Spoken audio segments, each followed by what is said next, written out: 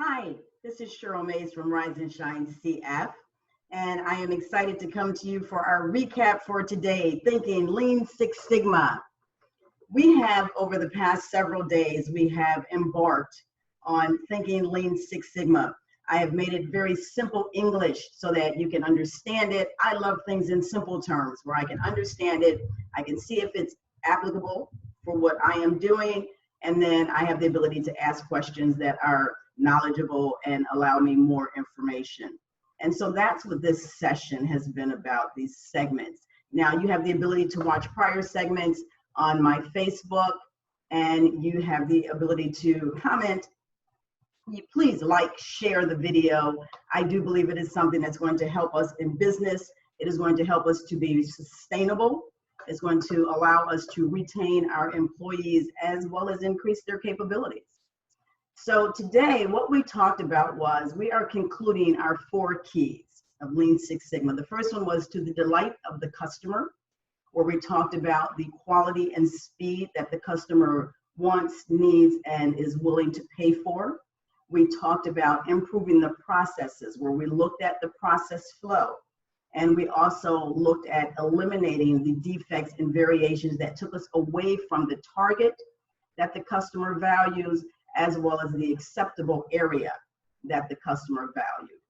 And then we talked about teamwork, and the teamwork being one of the major pieces, because it's Lean Six Sigma is people-centric, and it is customer-first thinking. So it is people is what it's really concerned with.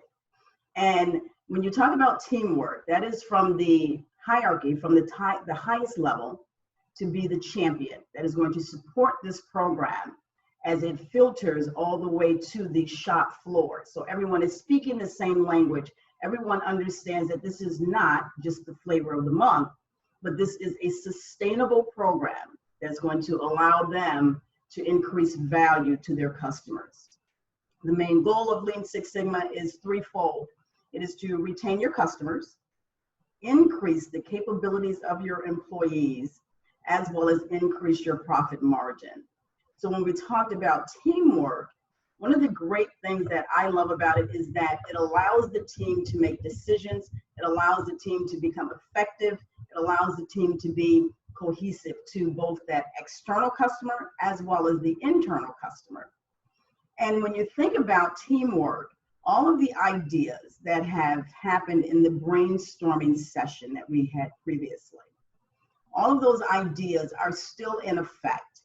And what we've decided as we looked at it was that we would focus on one that will allow us to better fulfill the strategic goal for this particular moment. It's going to have a larger impact on that strategic goal.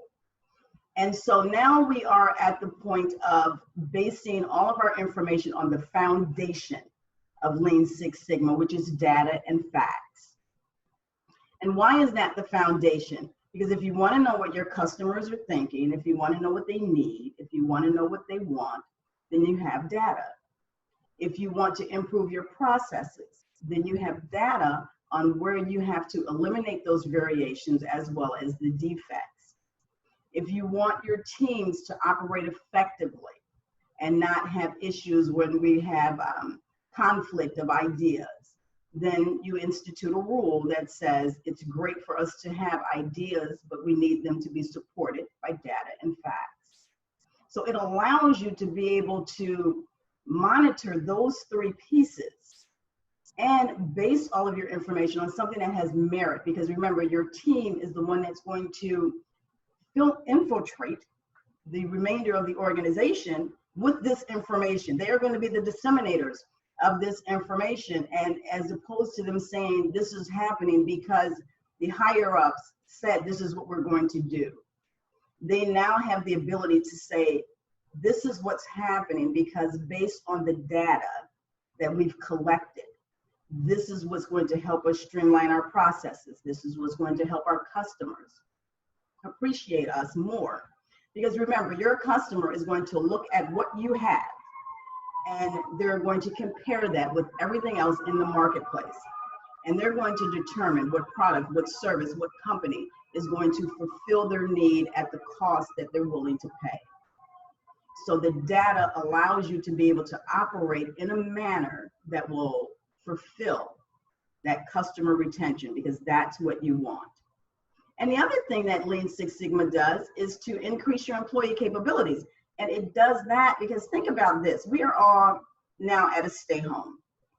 And so when you think about your kids that were in school, if they came home to you and they said, hey, you know, I am so bored in Mr. Smith's class. And you say, well, why? Because there's nothing going on. It's just talk. It's just, you know, there's nothing stimulating. There's nothing that's enhancing their capabilities or their skills. It's the same for employees. If you are not developing them, if you are not allowing them to have some of the decision-making piece, if you are not allowing them to be heard, then they become disengaged. And that's how we get that statistic that the Gallup poll put out, stating that 76% of employees are disengaged. This is how that happens. But what Lean Six Sigma does is it brings them from that disengagement to engagement, because now you have kind of inverted the pyramid, right? So now it's the customers, it's the employees, then it's the senior leadership team. And so now they have buy-in. And so when you have that, you have the ability to have something that is sustainable, because your employees, every day, everybody is operating to the same goal and they're speaking the same language.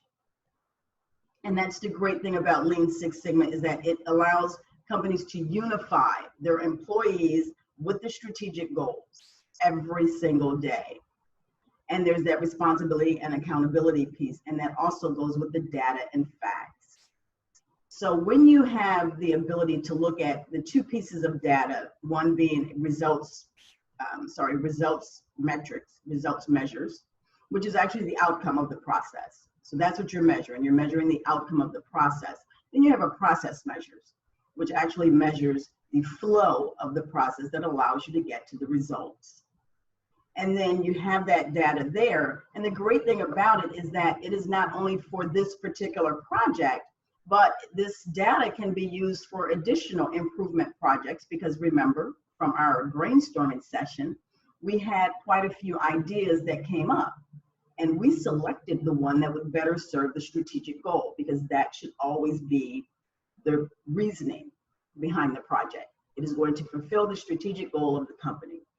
Now, some of the other improvement plans can happen a little down the line. They're also going to make improvements, because the goal is to get to that level of 6, Lean Six Sigma 6, where you are at 3.4 defects per millionth opportunity, which means you are at 99.996% of no defects.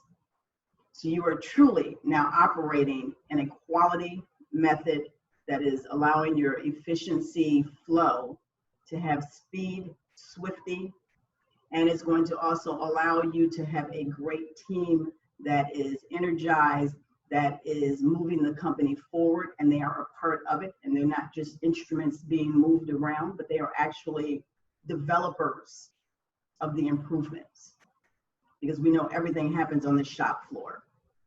So Lean Six Sigma, thinking lean, it is going to be a benefit for all companies, especially now in this time of recovery. How do we recover and be sustainable? Look at the processes. Eric Deming, who is a statistician, and he's done extensive work on improvement processes in Japan. And he came up with a rule that was a 96-4.